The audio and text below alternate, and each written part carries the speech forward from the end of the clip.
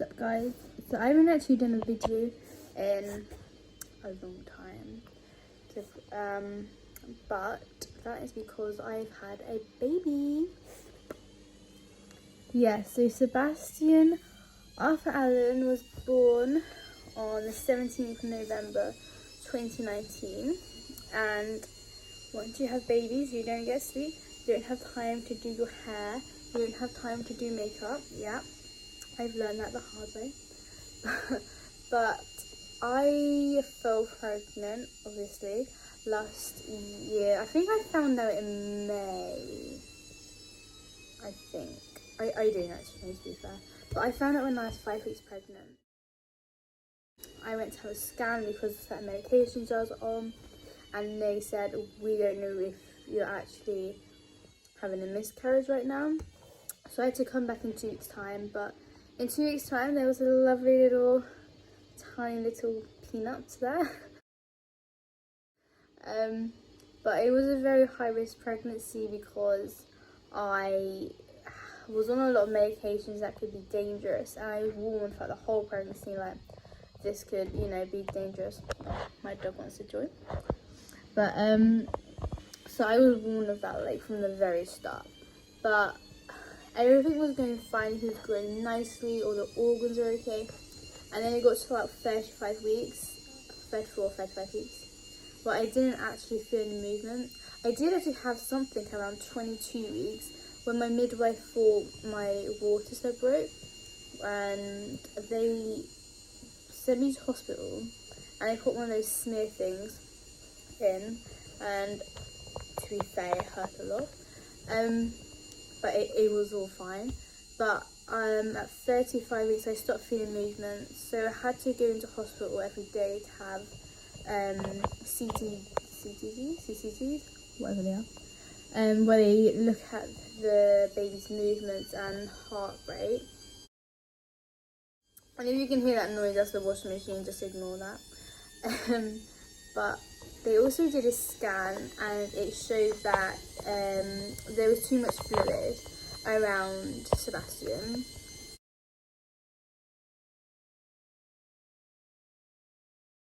So I saw my consultant, and they wanted me admitted, and they wanted to do the C-section as close as 37 weeks as possible. And I was having a C-section because of my health, and I was going to be put under general anaesthetic, but I was admitted, and I think it was like 3 days in, I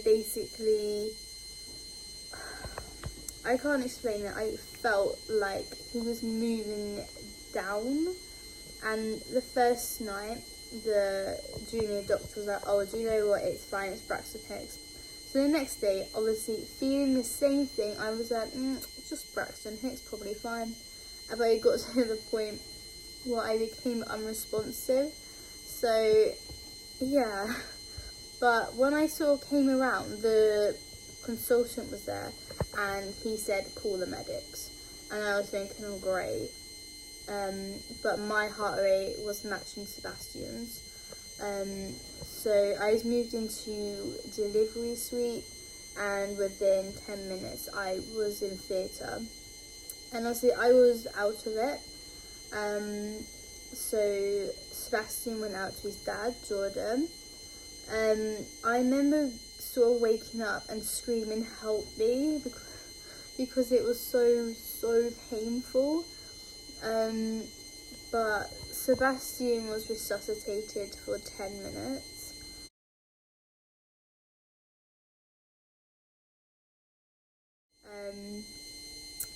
He was having a lot of withdrawal symptoms, so they put an NG tube, which is a tube that goes up nose into the stomach.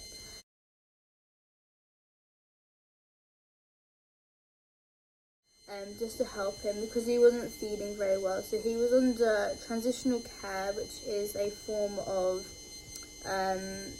neonatal intensive care. And he was born with a lump on his head, and doctors kept saying it's just ovarian sutures, and I knew something wasn't right. So he had a CT scan and an X-ray, and it turned out that he has an occipital bun. Basically, something just isn't right with his head. But he has, over the next couple of weeks, it was, something just wasn't right. He wasn't gaining weight properly. He was wanting like 90ml bottles, which is a lot for a newborn, but he just wasn't taking it. He was throwing up. So he was readmitted, and he had a tube placed back in.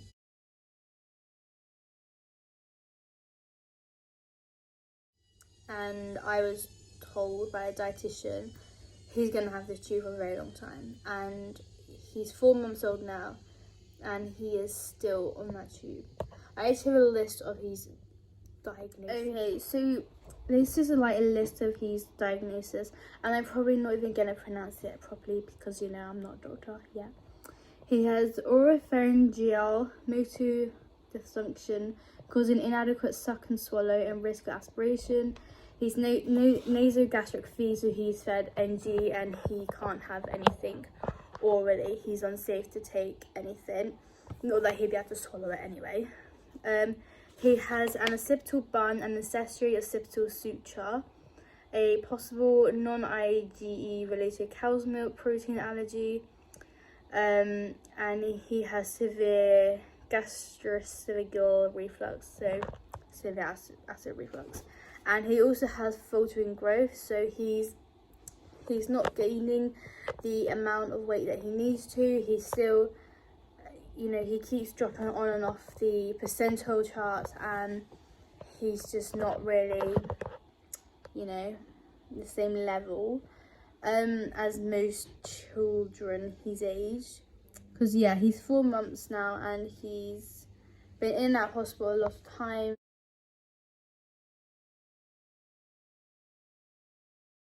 He's, you know, he's quite a regular, shall we say. He is going to be referred to, well, he has been referred to neurology at Southampton Children's Hospital, which is a really good hospital. But they're going to determine, you know, what they want to do with this lump on his head, because it is quite obvious, and they don't know whether he has neurological issues. They don't know whether the lump is causing the problems with his, you know, not being able to suck and swallow. So he has a tube permanently. We had to be NG trained, so that before we left hospital we knew, you know, how to feed him. And it is quite difficult. It's not difficult, but if he's screaming and you need to feed him, it sounds really bad, but you basically have to force the feed in, because otherwise the milk will like come up and over the tube.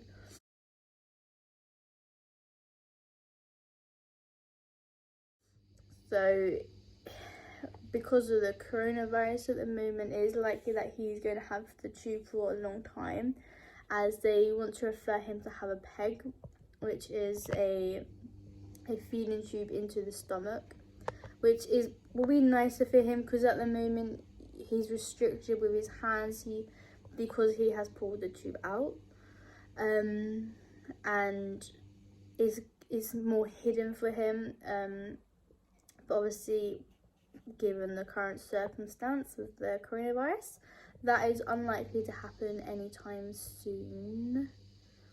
But he is a happy 4-month-old.